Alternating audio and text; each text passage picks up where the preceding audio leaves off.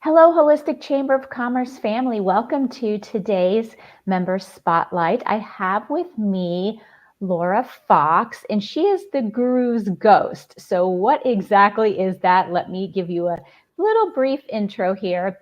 She is the author of the Soul Driven Authors Nonfiction Book Planning Guide. She ghostwrites books for coaches and healers and can support you in your book writing journey. So welcome, Laura. Thank you so much for having me. I'm really excited to be here and to be a member of the Holistic Chamber of Commerce. It's really a lovely family. Let's talk about why ghostwriting. I mean, I think most people are familiar with this, but just in case someone's like, what is that? Ghostwriting is when basically I do the writing part of your book. Now I don't do the whole thing. It's got to be a collaboration. You know, it's your ideas, it's your stories, it's your methods, the things that you know, the things that you want to say. And I'm the one that puts them on the page for you. Why would someone need a ghostwriter, or maybe like who are the people that really benefit from a ghostwriter? Anybody who really doesn't have time to sit down and do the writing, people who don't enjoy it, and maybe you've just never developed the skill set. Writing is a skill, and then book writing is a whole nother skill on top of it. And you don't have to do it all on your own. I often say to people, you know, you didn't build your own house, did you? You didn't make your own clothes, did you? You don't have to do the writing for your own book. That's refreshing, I'm sure, for some, because it is tedious. Just speaking from someone that's actually sat down to write a book, it's like you get motivated and then like you're writing for a couple of weeks and then it's like falling off the wagon. So I can see how even having somebody for accountability is a huge support when trying to take on this kind of project. Yeah, and I don't find it tedious, so give it to me. Well, that's why you do what you do. Yes, yeah, I actually really, really enjoy it. I was doing editing work, and then someone asked me to edit her book. And she gave it to me, and it wasn't written yet. It was just notes. And it reminded me of when I was in grad school, and I would gather all the notes at the end of the term and start writing my paper, and it was so much fun. And so that's what I started doing, and I just loved it. And I realized this is ghostwriting. I'm a ghostwriter. This is something I can do. And I loved it so much. I started looking for other people to ghostwrite for, and now I do it full time. You talked about it being a collaborative effort. So what does it look like to actually collaborate with you? We get on the Zoom or on the phone, and we have a lot of conversations, interviews. And people tell me their stories, they tell me about their methods, they tell me about things that they've accomplished. And I also go through material. A lot of my clients have quite a bit of material because they teach courses, they do podcasts and all kinds of things. And I go through that too. And then together we figure out first, who is the reader that this book is for? How are you going to reach them? Like what kind of book, what kind of language in the book, how is the book going to be marketed? All of this goes into how the book is going to be structured and then finally written. So planning out the book is really quite an involved process. And once we've done that, then we usually have a weekly call. It's usually an hour, hour and a half where we talk about the chapter that we're working on now, the chapter that we're going to do next. And so it is a very close collaboration. You talked about the importance, before we got on this, you were talking about the importance of having a plan for writing your book. Why is that so important? Like whether somebody's working with you or not, they're just thinking about writing a book. Why is that like an essential piece of the puzzle? Yeah, it's essential for keeping you motivated so that you know what you're going to do. It makes the whole writing process much more efficient. I've had so many people come to me and say, you know, I've been wanting to write my book for years and I just haven't got started. Finally, I realized I'm going to have to hire a ghostwriter. I can't do it myself. So I walk them through planning out their whole book. And then when they have the plan in front of them, they're like, you know what? I can do this. And they take it and they write their book. And I consider that a huge success. It's interesting, I think Mhm. about, you and your position. So you're basically writing somebody's book. I mean, yes, it is their story or it's their content, but you're doing all the writing.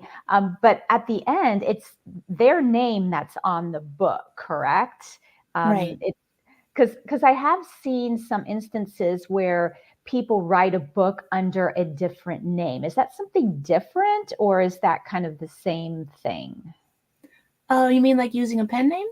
Yes, yes. Yeah. I used to use a pen name when I was younger. I wrote my own stories and I used pen names, and it was just because I was shy and I didn't want my name out there.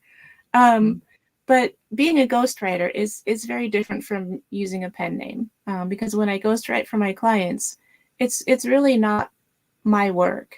I really have no ownership over it. All I'm doing is figuring out how to structure what the author wants to say, figuring out which words to use and how to place them. But they're really not my ideas. They're not my thoughts. They're not my stories. Um, I think I would feel weird about having my name on somebody else's book, even though I've spent all these hours working on helping it coming into be. I'm really just more the midwife of the book than the mother. mm. Now, you cater mostly to healers and coaches. What kind of different books do you see within that field, like that people want to write? There are mostly self-help books and memoir. Both of those two are the most common. And there's a lot of confusion too about what those two different genres are and which one is going to be appropriate for you. For example, I worked with a coach who wrote her memoir, and the title of it was How I Learned, blah, blah, blah. But it was just a straight memoir. All she did in that book was tell her story.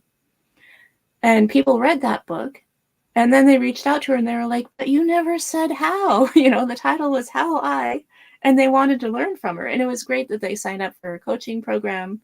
But she came back to me and she said, okay, now I want to write a second book, and it's going to actually be a self-help book. And then a lot of times too, people come to me and they say that they want to write a self-help book. And when we start working on it, what comes out is that they have all these really powerful stories from their life that they want to tell. And so it kind of evolves into a memoir. There's ways that you can combine memoir and self-help. It's something that I do, and I teach classes on it. But it's really important to be clear on whether you're going to do one or the other or combine them. Mhm. Well, the first example you gave is kind of brilliant. It's like a lead magnet. I think a lot of people use books as a way to, get more visibility, to be seen as more of an expert on a particular topic, but to also lead into other programs and services that they want to sell. Is there any thing that you can say to someone who is kind of like, well, I'm on the fence, I feel like I should write a book, but is it really going to help me? What would you say to them? I would say, if you have a really clear message, and if you know that your people are going to benefit from reading in a book, um, then yeah, write your book. What are the steps after? Because like book writing is one thing, but like publishing is a whole other field. So when Mhm. someone is working with you and they have their book, like, do you help them with the next steps? Are there, people that you refer them to? How does that look? Yeah, the next step after writing is working with an editor, and you want to do that whether you're self-publishing or traditional publishing. You want to have another pair of eyes on your manuscript to make sure that it makes sense and flows, to somebody who has never seen your material before, and also to a professional who knows like what a book is supposed to look like. So working with an editor is very important. And then as far as publishing, there are so many different routes. You can do the traditional way where you sell your manuscript to a publisher.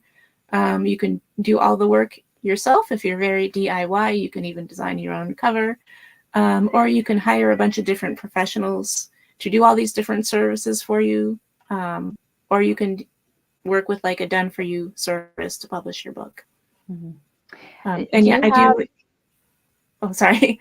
no, I was Yeah, going to say, do you have like recommendations for people so they're not like, it's not like, here's your book. Okay, bye. yeah. And the publishing process is going to be different depending on your situation. It's part of the planning process that I take people through. Because if you know exactly how your book is going to get out there and how it's going to reach people, it's much easier to stay motivated to write it. So part of the planning before we even start writing the book is we figure out your publishing plan. Gotcha. Oh, that makes sense. And I like how you support people after the journey, because it can be daunting. I mean, this is a really big project, and it doesn't have to be if you have the right supports in place, but you need to know who Yeah. those people are.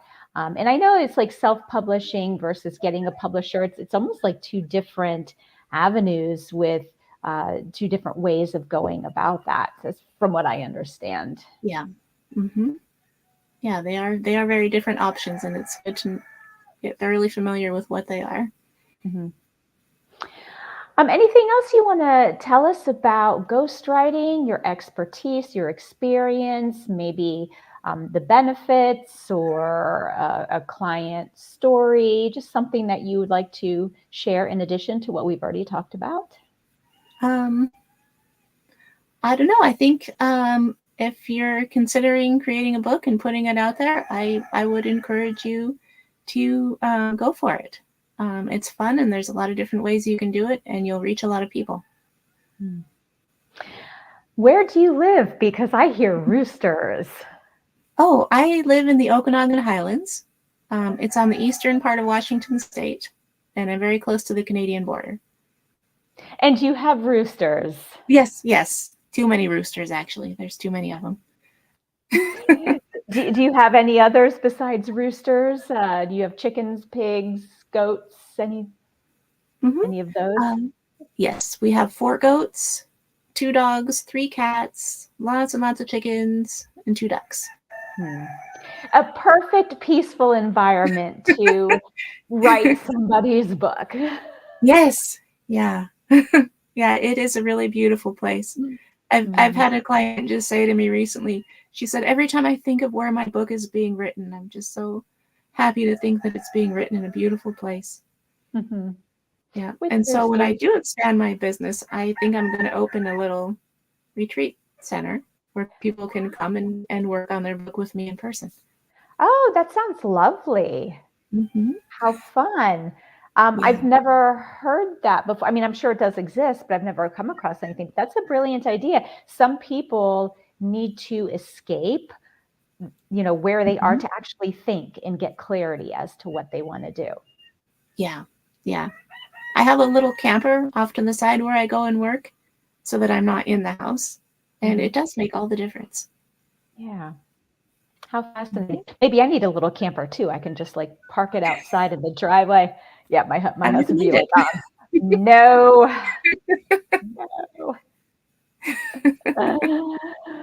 All right. So if someone wanted to get in touch with you, find out more information, where do they go?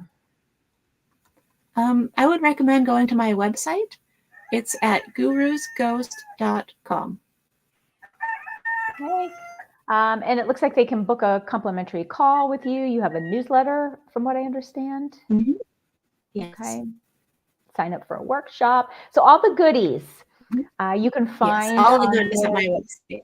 Yes, you can find on Laura's website, Guru's Ghost. How'd you come up with Guru's Ghost? I mean, I know you're a ghostwriter. I get where that point came from, but is that just because everybody's like a guru of their own story? Yeah. I work with spiritual teachers and healers and people who have kind of holistic perspective that's really different, and people have a big for the world are my ideal clients.